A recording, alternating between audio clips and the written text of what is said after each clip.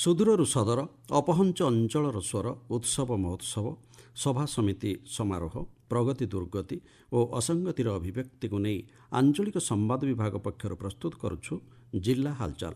ଆଜି ଜିଲ୍ଲା ହାଲଚାଲରେ ଶୁଣନ୍ତୁ ସୁବର୍ଣ୍ଣପୁର ଜିଲ୍ଲା ସମ୍ପର୍କରେ ତଥ୍ୟ ଦେଇଛନ୍ତି ସୁବର୍ଣ୍ଣପୁର ସମ୍ବାଦଦାତା ବେଣୁଧର ପ୍ରଧାନ ଓ ଉପସ୍ଥାପନାରେ ମୁଁ ମହେନ୍ଦ୍ର କୁମାର ମାଝୀ। କେନ୍ଦ୍ର ସରକାରଙ୍କ 12 ବର୍ଷ ପୂର୍ତ୍ତି ଏବଂ ରାଜ୍ୟ ସରକାରଙ୍କ 2 ବର୍ଷର ଉପଲବ୍ଧି ଅବସରରେ ସୁବର୍ଣ୍ଣପୁରରେ ପ୍ରତିଭା ସମ୍ବର୍ଦ୍ଧନା ସମାରୋହ ଅନୁଷ୍ଠିତ ହୋଇଛି। ସର୍କିଟ୍ ହାଉସ୍ଠାରେ ଆୟୋଜିତ କାର୍ଯ୍ୟକ୍ରମରେ ବଲାଙ୍ଗୀର ଲୋକସଭା ସାଂସଦ ସଙ୍ଗୀତା କୁମାରୀ ସିଂଦେଓ ଯୋଗଦେଇ କଳା ସାହିତ୍ୟ ସଂସ୍କୃତି ଓ ସମାଜସେବା କ୍ଷେତ୍ରରେ 58 ଜଣ ପ୍ରତିଭାଙ୍କୁ ସମ୍ବର୍ଦ୍ଧିତ କରିଛନ୍ତି। ଏହି ଅବସରରେ ସେ ଅଞ୍ଚଳର ରାସ୍ତାଘାଟ ରେଳ ସେବା ଶିକ୍ଷା ସ୍ୱାସ୍ଥ୍ୟ ଓ ବିଭିନ୍ନ ଜନକଲ୍ୟାଣକାରୀ ଯୋଜନାର ଅଗ୍ରଗତି ଉପରେ ଆଲୋକପାତ କରିଥିଲେ। सरकार 12 बरस पूर्ति एवं मोहन माझी जी आमर लोकप्रिय मुख्यमंत्री जी 2 बरस सरकार उपलब्धि बाबद रे आज आम ये कार्यक्रम होल्ड करूँ।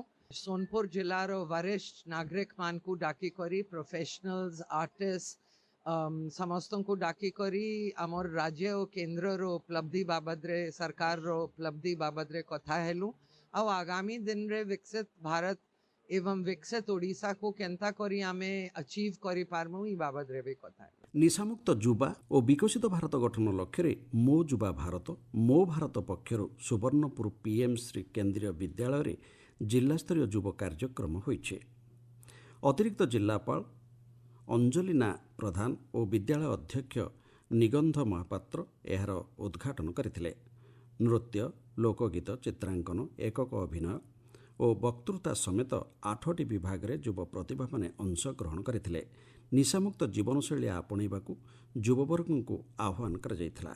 एथिरे हमर विकसित भारत जोटा कि 2047 रे हेबा कथा सेटा अचीव करबा पई हमकु केनती युवा शक्ति निशा निवारण कार्यक्रम शामिल हवा कथा और निशा मुक्त हवा कथा से हेले जे कि हमर एही विकसित भारत उद्देश्य आमे साधित करि परिबा से उद्देश्य रे कार्यक्रम टी करा हेतु। हर घर तिरंगा अभियान अवसर में सुवर्णपुर जिलार विभिन्न अंचल में छात्र छात्री और महिला को नहीं त्रिरंगा प्रदर्शन पदयात्रा आयोजित होउछि।